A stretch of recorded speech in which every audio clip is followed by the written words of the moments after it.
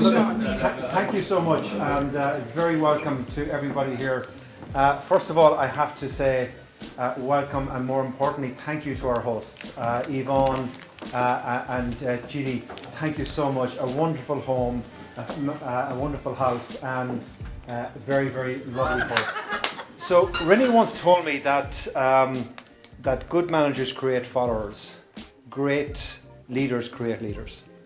René is one of the greatest leaders of our time. He is an individual who's unique and indeed inspiring. And he's encouraged people all around the world. Many people here in the room. He's coached them. He has mentored them. He has cajoled them, where he needs to be truly the best that they possibly can. And I think if you look at René and you look at what he has done for people like ourselves in the World Bank, our colleagues in the IMF, and anybody who's touched him, I think we've always looked at us, be the best you possibly can. And that's a very, very important part of it. I think more importantly, René has always made the partnership of self-belief and humility real. Real for everybody who has touched him and real for everybody who has listened to him. He is one of the very best at keeping things simple. And more importantly, always has focused on his people. René, that is your spike. Ladies and gentlemen. Thank you so much. Thank you very much. I'm privileged enough to go around the world and work with some of the most amazing leaders, some of the most amazing organizations. And I realized that managers talk strategy, leaders tell stories. And I had stories and stories and stories to share. And it was time to just sit back and write a book, share the stories. But what was it going to be about? And something has trailed me right through my life, through my career, that all of us, as the first day we go to school, and you know what it's like. Johnny goes to school for the first time. He's 4 years old. His excited parents come to the first parent-teachers evening. And the teachers come out and they say, Johnny's not so good at spelling. We're going to give Johnny 4 extra spelling classes. And from that moment, Johnny's world has changed for the worse forever. How different would it be if they said, Johnny's fantastic at arithmetic. We're going to give Johnny 4 extra arithmetic classes. You know, I've had all the appraisals, the performance management, and you know, in the 70s it was your weaknesses. In the 80s it was your areas for improvement. In the 90s, it was your areas for development. And in the noughties, it's your limitations. And it's always something like, René, here are the 3 things you're really good at. Can we just park those and focus on the things you're not so good at? And for the next 12 months, here are the 103 things you're not so good at that we'd like you to focus on. And I just thought, everywhere I go, it's the same.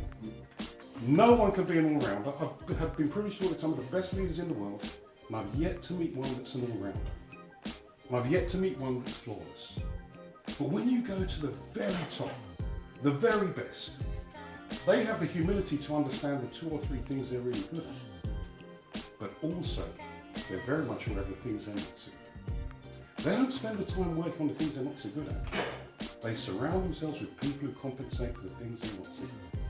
The complementary structure. We saw this with Obama.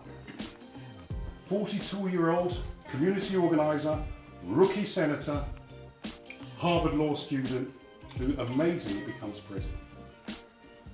Had hardly visited Washington. Knew nothing about the political machinery. His choice of vice president, Joe Biden, was, you could not have chosen better. A 40-year veteran of Washington, who operates brilliantly behind the curtains, who knows everything under the bonnet, who didn't want to be in front of the curtains, alongside the best communicator we've seen in the history of politics. You put the 2 together, we've got the dream team. So this is where Spike came from.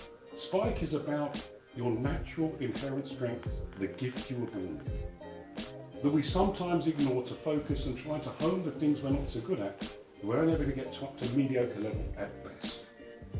And I realise that I've worked with some of the most fantastic people, and their times are wasted getting a micrometer of an improvement on their weaknesses, as opposed to becoming world-class at the things you're great at.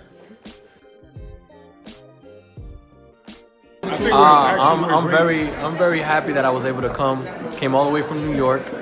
Longtime friend Shalimar invited me to this great event, and I think that René's words were nothing but pure inspiration.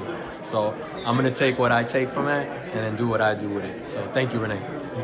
Thank you, René, what he said. So it's really great because it's the time of year where I do evaluations for my staff. And I'll tell you something, we focus on the good things they do, like he said. He says focus on their strengths. Even though some of them need some talk about how good they can do stuff, I think I'll just focus on their strengths.